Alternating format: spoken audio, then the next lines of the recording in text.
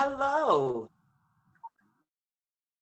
Hello and welcome. My name is Shaketta Thomas, COABE's Region 2 Representative and Awards Chair.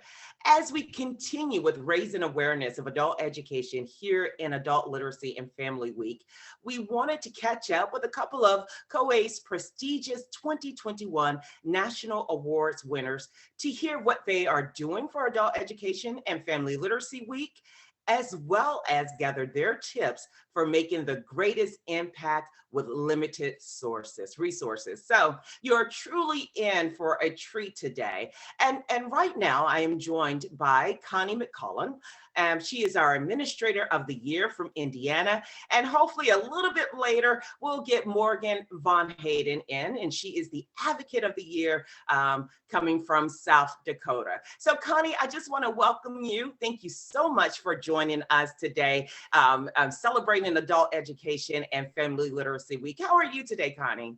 I am doing great. And I have to tell you, I'm so excited to be here. This is a great week for all of us, to spread the word, tell what we're doing, and really just get people to know and get on board with what we're doing. So it's great to be here. Oh, thank you so much, Connie. So I just want to have a great conversation with you today. And a question that I have for you, because adult education is not something that is just poster board everywhere, and we want it to be. But many of us just happenstance into the field of adult education. What brought you to adult education? And more importantly, why have you stayed with adult education? That is a great question. So like everyone else, I kind of happenstanced into it a little bit, but once I realized what adult ed was about, I was hooked. I mean, I couldn't get enough. And I went further with it. I got to tell you a little story. I was teaching GED at a prison for women, and I was doing math, and I was sitting in my classroom one day, and I realized I had an epiphany like this. Oh, whoa. I looked out and I saw all these women of all walks of life, all colors, denominations, and they're working together, trying to better their life. And I was like, I want to do this forever. I want to get more involved. So because of their courage, because, it's really, really hard for people to go back to school and finish their high school equivalency. I saw them and I went back to school. They encouraged me. I went back to school. I got my master's degree in adult ed, and I just exploded from there. I'm into this. This is lifelong learning at its best for me. It's never dull. So here to stay. Oh, well, you really did speak to my heart as a correctional educator, and my experience is kind of similar, right? I started out I was in a men's facility, but it was just so remarkable to see how many people were so engaged with just trying to do something different and really thinking about not only their education, but their families as well. And just like you, I was so encouraged that I too decided to continue on with my education. As it was kind of like a dual motivation type thing. Like, hey guys, I'm going through this just as well as you're going through this, but we can and we'll get through it together. And it worked, right? So I'm so glad you stayed. Yeah, I learned so much, the courage it does take. And then, I learned about barriers. I had 4 kids and numerous grandchildren during some of my educational pathway and journey, and I could agree with and kind of sympathize and empathize with what our students are going through, and it's a wonderful field to be in. Hi, Morgan. Hello, everyone. I apologize. I'm like, I know I have it somewhere. I couldn't find the link, but I'm glad to be here. Oh, well, thank you so much, Morgan. And I know everyone is carving out a little bit of their time today just to, share the greatness of what it is that we do here in adult education during Adult Education and Family Literacy Week. So Morgan, thank you so much for joining us today. So Morgan, if you would, tell us about some of your individual success stories within your programs and how has adult education impacted your life and the lives of your students and the community? Absolutely. Well, hello, everyone. I'm Morgan Von Hayden with the South Dakota Statewide Family Engagement Center. And adult education is a huge part of a lot of the different areas that we work on and that we support. Some examples are, we know that not any one person can be successful. They have to have a team and that family around them. So a lot of what we do is we are that support. We help support the adult learner if they're getting their high school diploma, GED, if they're going on to get higher certifications, whatever it may look like.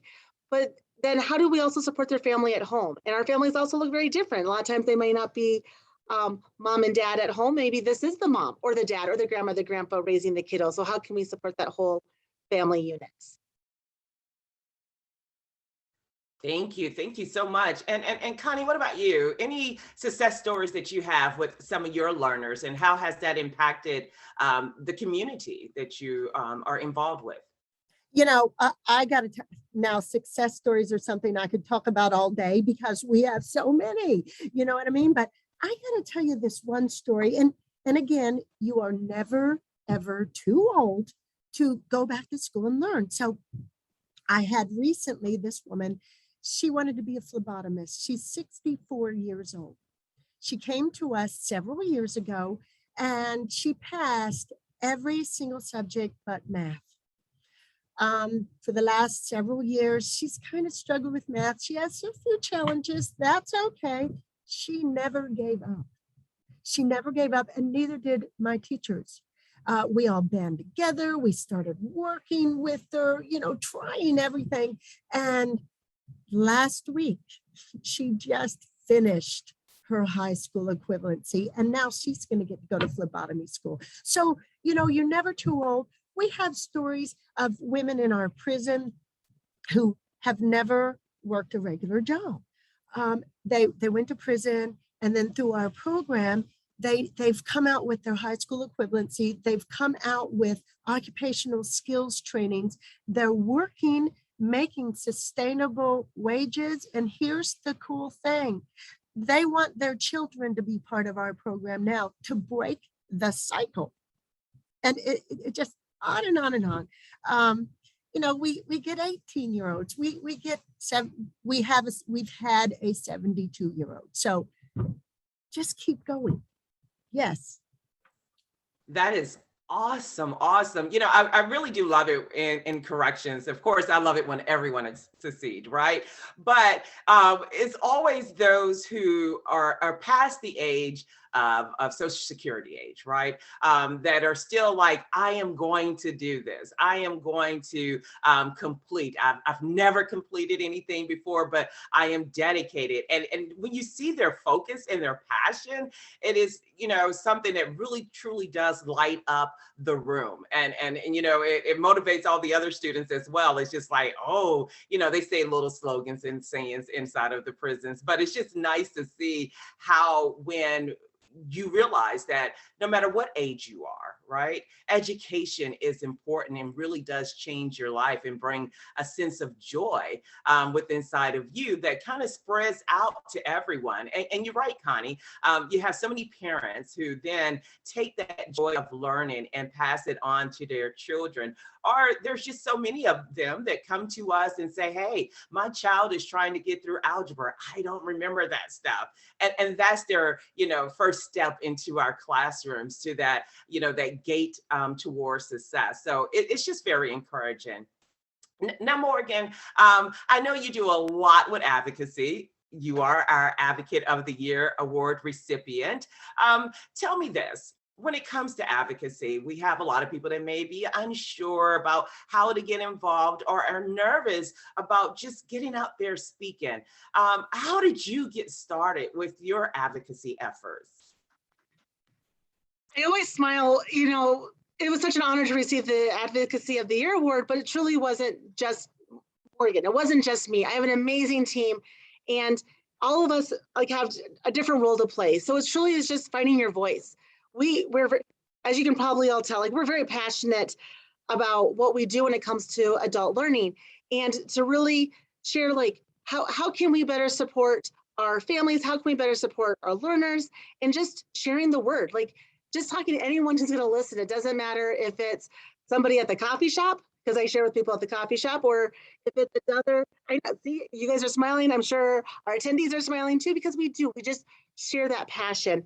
And then also with people at different state levels, like adult learning, it's not a one and done. I love hearing the story about your students, because that's what makes this happen. This is what makes it worthwhile, is because there are so many success stories, and it touches those heartstrings that anyone can be successful. We also have lots of different opportunities for people to grow within themselves too. So once you have those success stories, they can share it too. And it has that ripple effect. Thank you. And Connie, what about yourself? How did you get started with just going out there and really being a voice for adult education?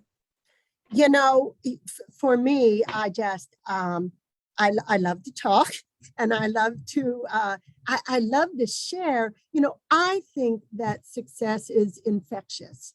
And so when we, again, like Morgan, we share at the coffee shop while we're standing in line, or we're at a meeting with community partners, and we talk about some of the successes of our students, and we just let people know. And then we encourage our students, hey, go tell your friends, go tell your family, go tell your, your neighbors, the people that you work with. Just, you don't have to be a public speaker. Just share a little bit. Just open your mouth and say, hey, it's great. It just starts little, and then it gets bigger. And if we all just tell one person, think how many people will know about what we do. So it doesn't have to be hard. It can be simple. I'm so glad to hear you say that, because, I think a lot of people think that they have to get on this big platform and go out and meet hundreds of people or elected officials all the time. That's not always the case with advocacy, right? It's as you said, Connie and Morgan, standing to someone next in line at the coffee shop, just striking up a conversation, what do you do? And then being able to share what it is that, that we do, or the impact that adult education has, at your local community centers, your churches, standing in the grocery store, the PTO meeting, is all of those opportunities that all of us have just to, strike up a conversation about adult education, and it becomes more and more natural. And another thing, the tip that I like to give people is that when I started, I was very fortunate to have our past president, Don Finn, to kind of shadow when I went on the Hill, and kind of see how he did it. And I was just amazed because, yes, if Dr. Don Finn, he does have the gift of gab as well. But when he went in and just spoke, it was just like we're sitting here now, having a regular conversation, talking about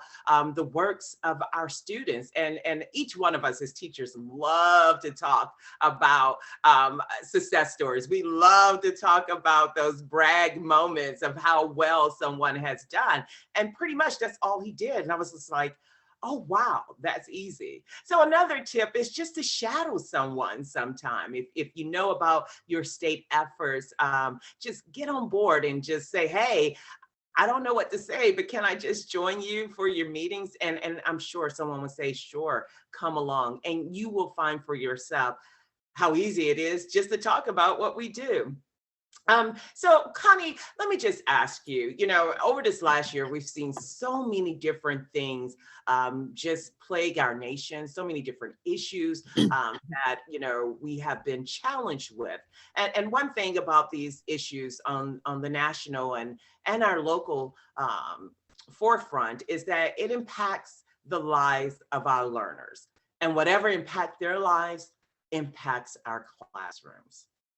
So tell me, how have you been dealing with issues of diversity, equity, inclusion, ensuring that every learner's needs are addressed in the classroom? Absolutely. We have found that we are doing to make sure we want every single person that needs our help to feel welcome, to feel safe, to feel secure. So one of the things we're doing is we're reaching out and we're making sure that our community partners, that we have connected with the right community partners, with community partners maybe we didn't hear of before. We're looking at our classrooms, we're looking at our times, we're looking at our staff, are we warm? Are we friendly? We're reaching out and we're making sure that some of the issues that our students are suffering and struggling with, do we have resources to refer them to? Are we connected in the right ways to our community? So we are just looking at an all-around holistic way of operating where everyone feels welcome. Wonderful, wonderful. And for those of you who may just be joining us now, right now we're talking to some of our prestigious award winners. We have Connie Mccollum, who is our Administrator of the Year from Indiana, and also Morgan Von Hayden, who is the Advocate of the Year from South Dakota. So, again, to the both of you, you are such remarkable women, and that's why COABE has honored you, for 2021. And that's why you're here today, because you have so much insight and wonderful things that you are doing in your programs with little to no resources at times, but making a big impact. So Morgan, I come to you, the same question. When we're dealing with issues of diversity, equity, and inclusions, and your audience is just more than just the learner in the classroom, but the learner and their family and that engagement. How has that impacted your programs, and what are you doing to address those issues? Well, thank you, Shaketta. Oh my gosh, we just love loving on people as much as we can. And one of the biggest things during the pandemic is when this is all said and done, what can we say that we've done that's made an impact for our families and our learners? Doesn't matter if it's cradle to career, our learners in our state. And so we, as a team, have really put our best foot forward and worked with all of our adult learning facilities throughout the state, because not only did education change as for our adult learners, education changed for our kids. Now we have adult learners and their kids are going to be home, and oh my goodness, what are we going to do? So we tried to simplify resources. We tried to put together all those pieces to help our families be successful, and to make it into nugget by pieces, because a lot of times our learners, they may not be a traditional. They may have a family, they may be working, they may be trying to get their high school diploma, GED. They may have to go to different types of meetings, whatever it may be. So how can we make it so they can be successful as a parent, as a family, as a learner?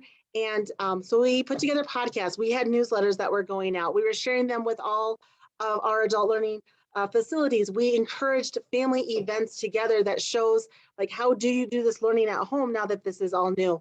So just trying to do every little piece we can. And like you said, a little to no resources. So we've learned a lot. We've gotten very creative.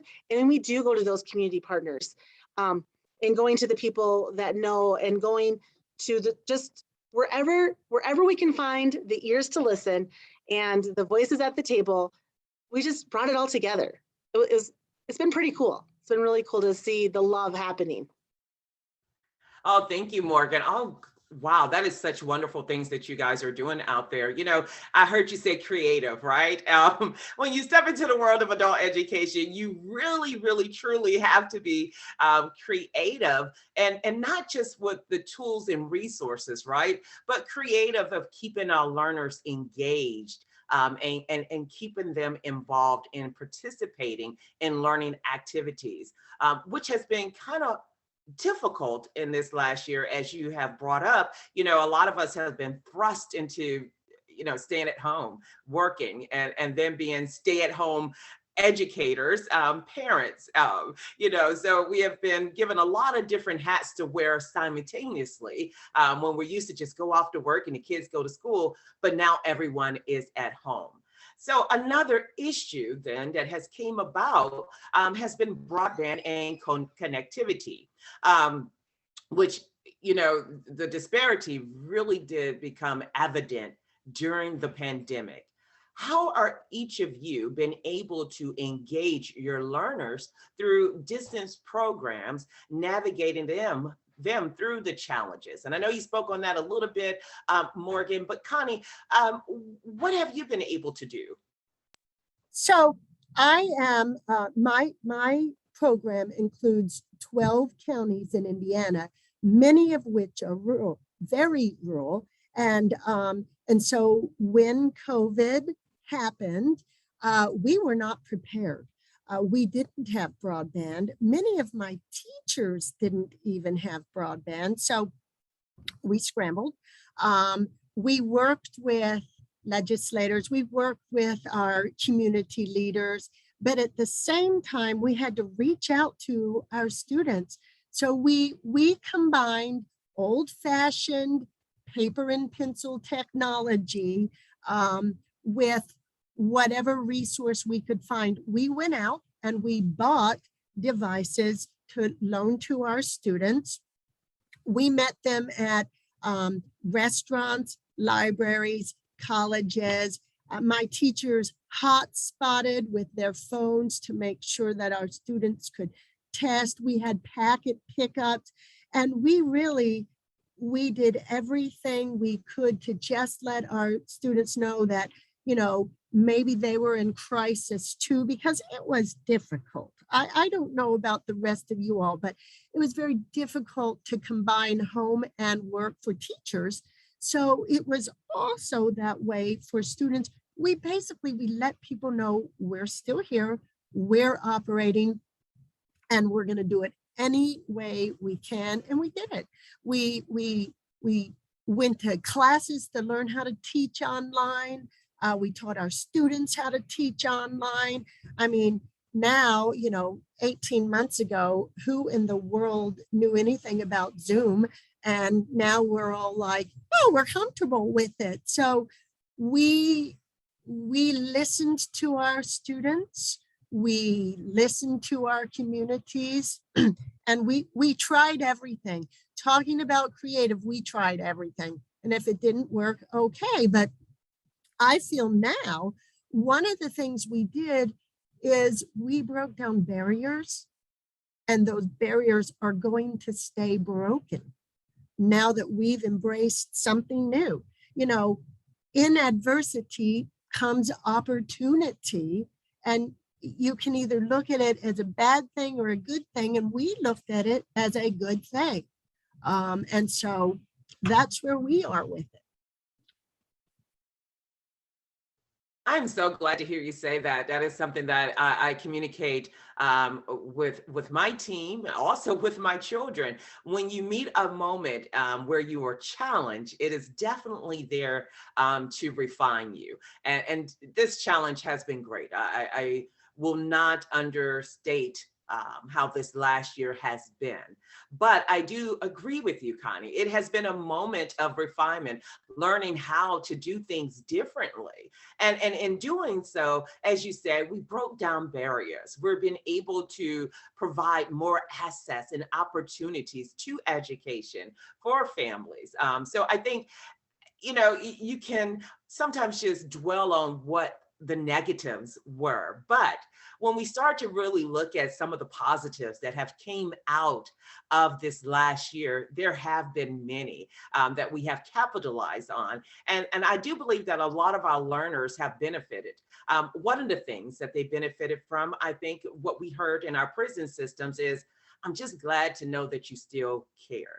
I'm just glad to know that you were still there. I'm just glad to know that we still received some type of packets. And I know you guys did the same things across all of your states out there, sending something, just, brain puzzles, whether it was just a puzzle or a Sudoku or something like that, just to keep our learners involved and engaged. And that simple gesture let them know that they were not alone, and that we didn't just pack up our bags and say, oh, well, we're going to tuck our heads now. And no, we were still in this together.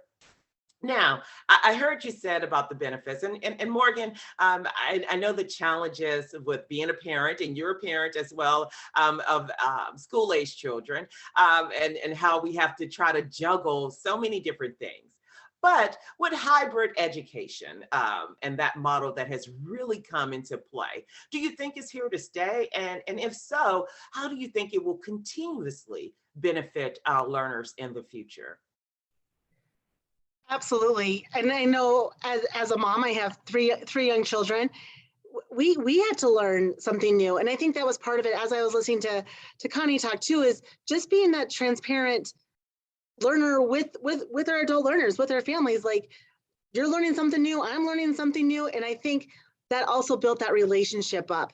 And to look at the hybrid education, I personally do believe it's going to stay. I think there's a lot of benefits to it, because now learning, we've as educators, you guys, we all knew that learning can happen anywhere that we go. It can happen, I keep going back to the coffee shop. It can happen there. It can happen in the classroom, wherever it may be. But now with the new whatever we're in now, we can continue learning and being able to give some of those soft skills also on how do you interact in this little Zoom world. Because now you guys, I'm on a panelist call with people halfway across the country from me. So I think that is part of just the amazing piece of where education is going. And then, but also have that human touch within the classroom. I know that we're also hungry for it to be part of it, but then on that same note, we can be in a classroom and then Zoom, like we just Zoomed with kids in Scotland. How cool is that? Because that is just part of what this world is becoming. I get very excited about this, you guys. There's so much cool stuff happening. Oh, I am so glad to hear some of the, and that's a great opportunity, right? Connecting with people across the world. What a learning opportunity is that we never would have had before. But, you kind of brought up something about the personal touch. And I hear a lot about, with the hybrid education or learning through Zoom and Google Classroom and Google Meets, that personal touch may not be there as it was when we were able to be face-to-face in the classroom. So Connie, how are you able to really connect with your learners and still provide an element of personal touch, as we say? Well, I personally, first of all, hybrid has opened doors for us. It was something we were thinking about, a couple years down the road. We had to do it in a couple of weeks, so, and at first it was awkward for everyone, but here is the neat thing for not only coworkers, but for students. When we're in someone's home, we get to see their kids. We've met their pets. We've seen their kids throw tantrums. They've seen our grandkids. We have witnessed each other's life. We've talked about, oh, that's a nice painting on your wall. So on the one hand, while we can't physically touch each other, we can be warm, we can be personal. And here's a situation where our students also see our life and they see, Connie's kitchen is a little messy today, because the grandkids were over. I don't know. I feel like we can reach out in different ways and still keep that warmth. We don't have to be cold and clinical. And I think we've all learned how to be warm. It's possible, and I am an advocate for hybrid, because this is going to change some lives for my young mothers who don't have daycare, for my veteran who can't get out of his home. Oh my gosh. And now we get to meet the real person, their real lives. And I think it actually lends an air of bonding too. So I'm excited about it. I'm staying excited about it. So everybody else can just come along with me on this. I love your excitement, Connie. I truly do. Every time I speak with you, it's just, you just send chills through me and just make me smile so much because I mean, your passion really does come through when you speak. And I like what you said, we really do get to welcome each other inside of each other's homes. And it kind of takes away that sage on the stage, thinking where our learners feel as though like, we're just some experts and we cannot, establish a relationship or connect and bond. But when they're welcome into our homes, and as you said, they can see, hey, we have lives as well. Sometimes things are kind of chaotic. You're trying to facilitate a learning environment and your child comes running through, hey, mommy, I'm home.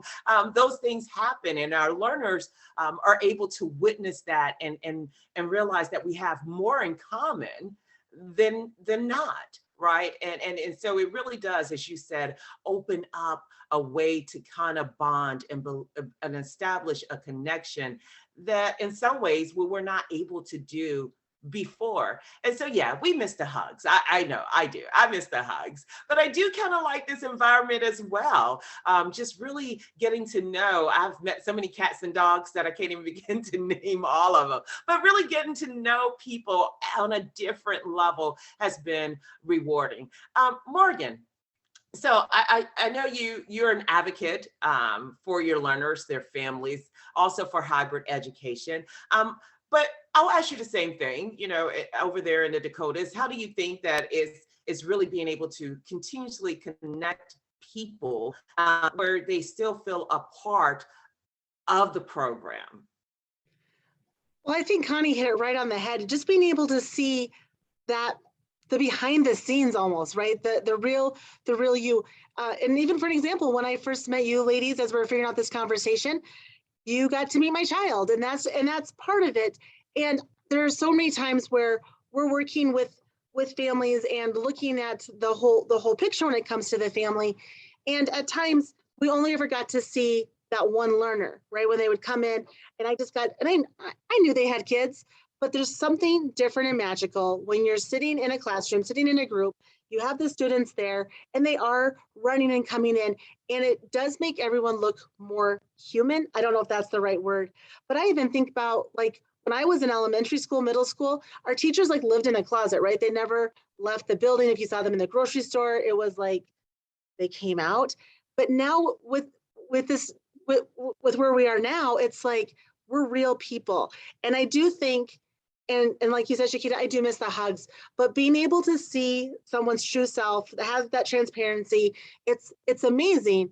And then you also get to go that deeper level, like, I didn't know you had a 5-year-old. I have a 5-year-old. Or like, oh, look at the cat walk across my screen. Like, it's all part of building that relationship.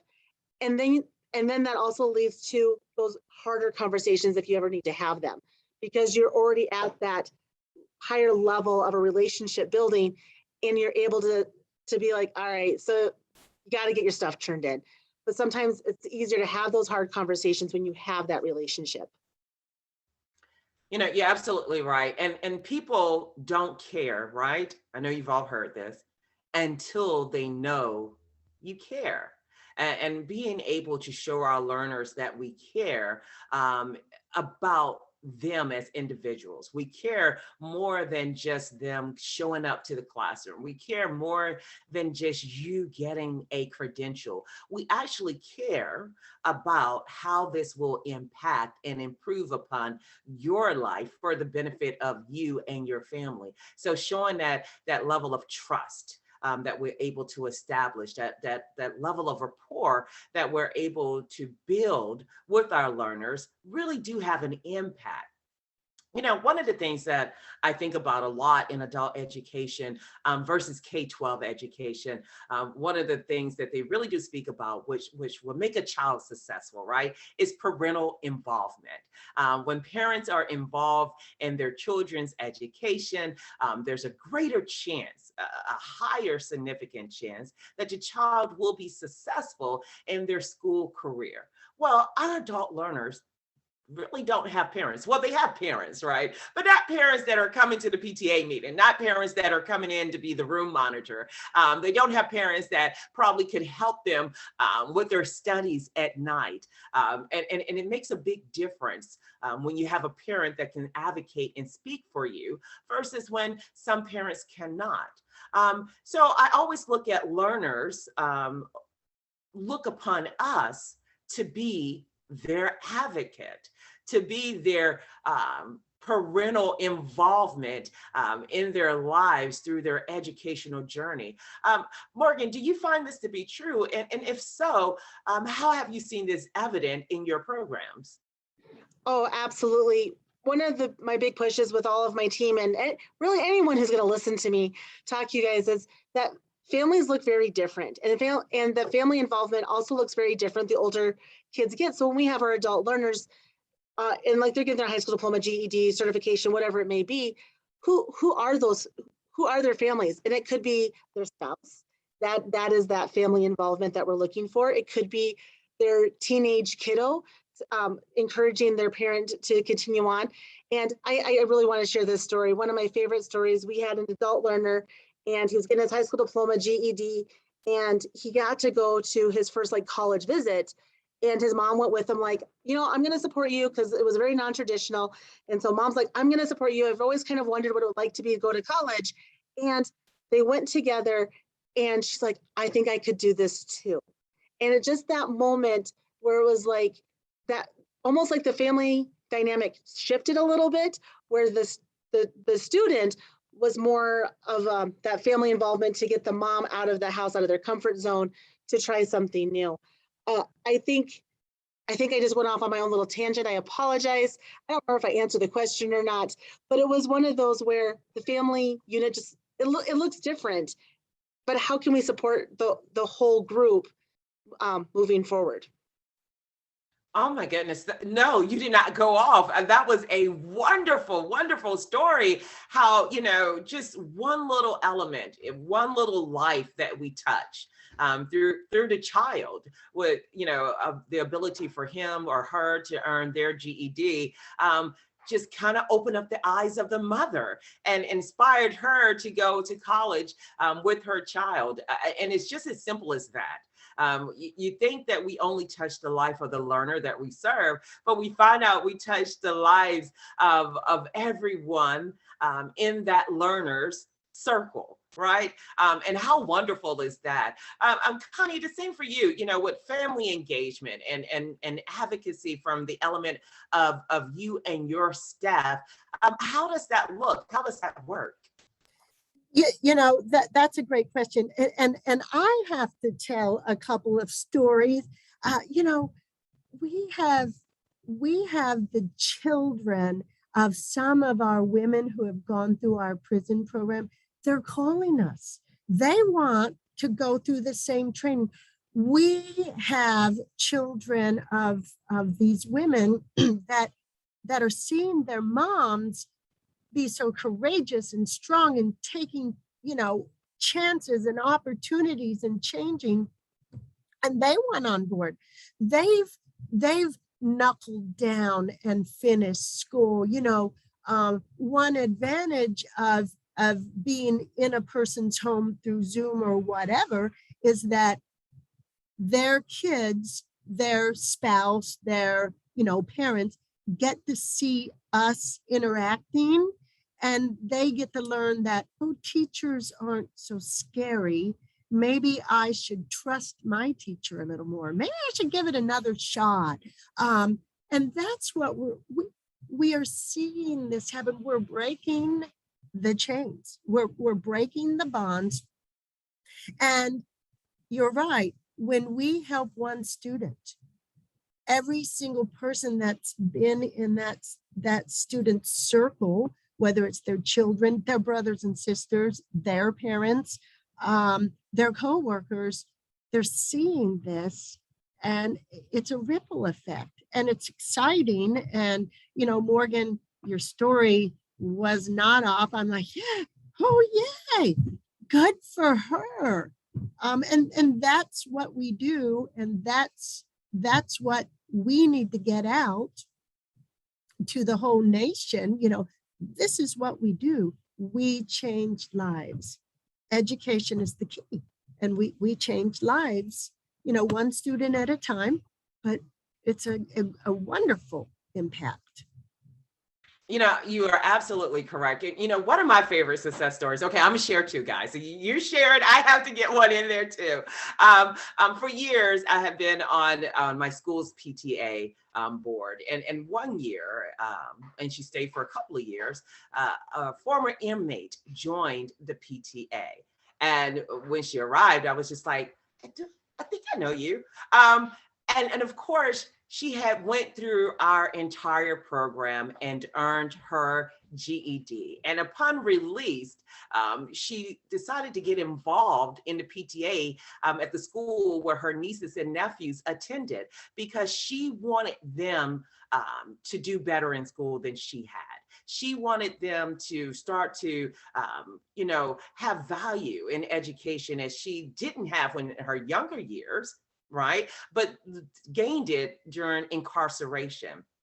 So, you know, about that advocacy and engagement, sometimes what we do, you know, yes, we teach in the classroom, but we are also teaching just by our behaviors. Our students are watching the things that we do, the words that we speak, and then they begin to, you know, emulate that inside of their communities, in their homes. And that was just the you know, out of all things, I was just astounded. I was just like, oh my goodness, you're here. And when I tell you that she was one of the most hardest working members of that PTA board, as far as getting families engaged, hosting dances. I mean, the kids really did love her. They used to go to her with their, you know, frustrations and issues with learning, and she would be able to provide them support. So when I tell you, you know, the great works that come out of adult education and my little slice of a pie in correctional education, Connie, I know you know it all so well. It's just wonderful.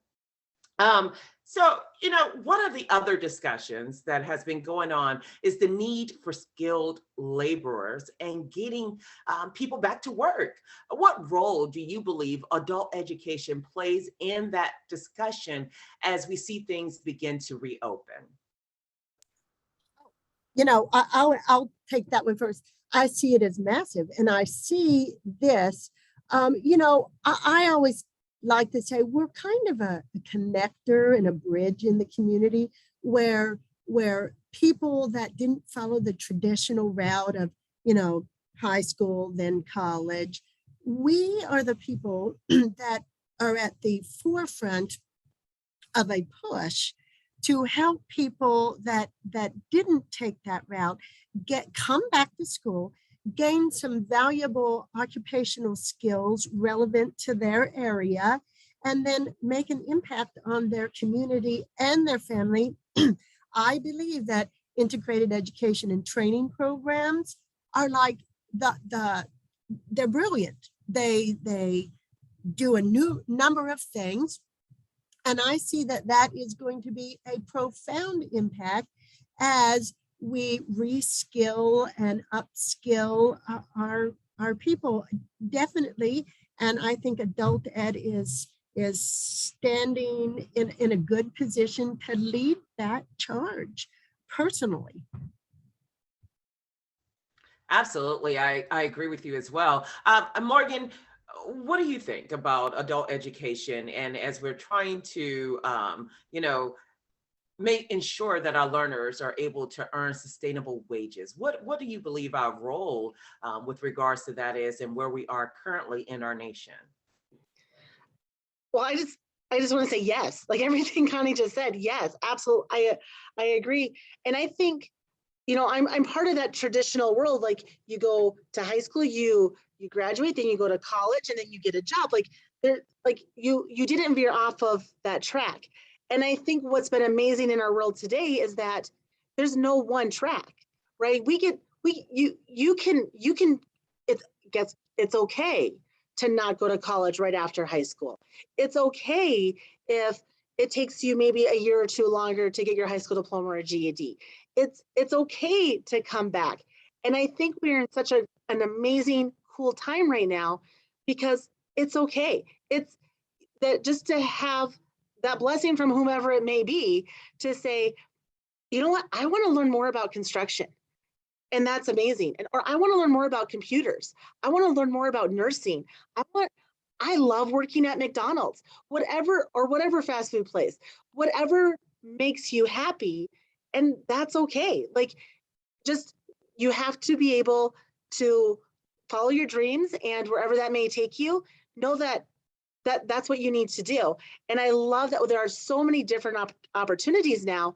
And I remember when I first started working in adult learning with adult learners, and getting to see like you can get your high school diploma or GED, and then to go find out at our one of our it's our career learning center, that we have over 70 different certifications that you can get.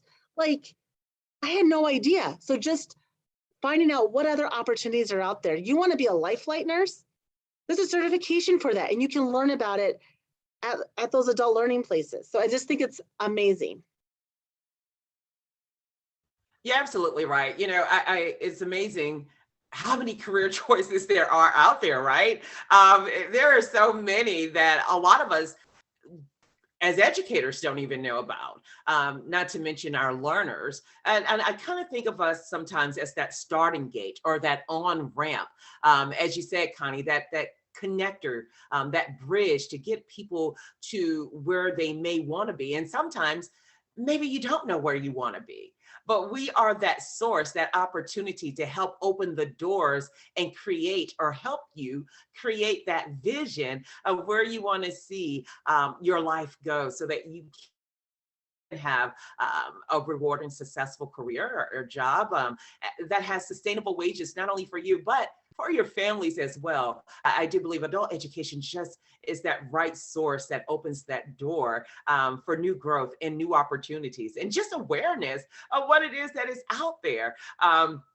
So Connie, one thing, you know, as we have been discussing the numerous issues, there's also a lot of needs for adult education as well. Have you seen the benefits of advocacy efforts be able to close the gap a little bit of the needs that we have in our adult ed programs and for our learners, to be able to provide resources to our learners? Absolutely. Advocacy is so critical and so crucial to the success of every program. We must, number one, we have to get the word out there that we're available to help, but also we need to let employers know that we're available to help them. We need to let our congressmen, our legislators, our local communities know that, look what we can do for our communities, but we do need some help. Funding is absolutely critical. If money was no object, my goodness, the people that we could help. So we just have to continue to let people know what we're doing and spread the good word, because what we're doing is incredible when you think about the lives and the impacts and the successes. We're taking people that sometimes didn't, weren't as successful as they could have been, and we're shaping them and guiding them to be engaged community members. And we need people to know that's what we do, and we need funding and we need support. So advocacy is critical. So tell everyone. Thank you so much. And yes, there's always a push-pull for funding. There are so many needs out there, and adult education sometimes is just on the back burner. Not something that many folks think about a lot of times when it comes to funding different programs. And so for all of you out there, do me a quick favor, go to COABE.org and visit our advocacy page. You know, our campaign, our 1, 2, 3 click campaign is just so easy. All you have to do is click on the link, fill in your information as far as your personal demographic information, your name and where you're located, and the rest is done for you. We'll quickly populate the letter to send out to your elected officials, and then you just click send.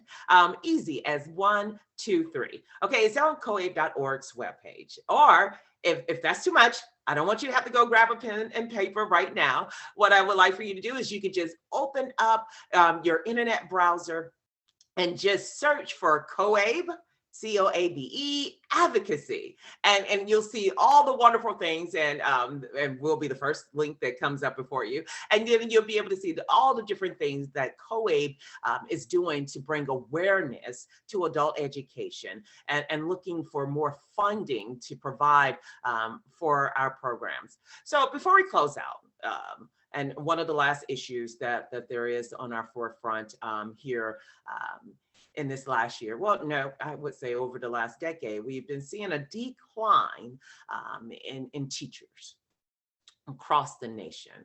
And as we started off, most of adult educators happenstance into adult ed. How do you see the shortages of teachers impacting adult education, Morgan? It's definitely a concern always that, you know, we do need more teachers at all the different levels. And I wish we had a magic wand, right? You always want that unicorn to say, poof, like more money, more respect, more whatever it may be for that position. But like, I mean, I'm assuming like many of you just happenstance to get into this amazing world.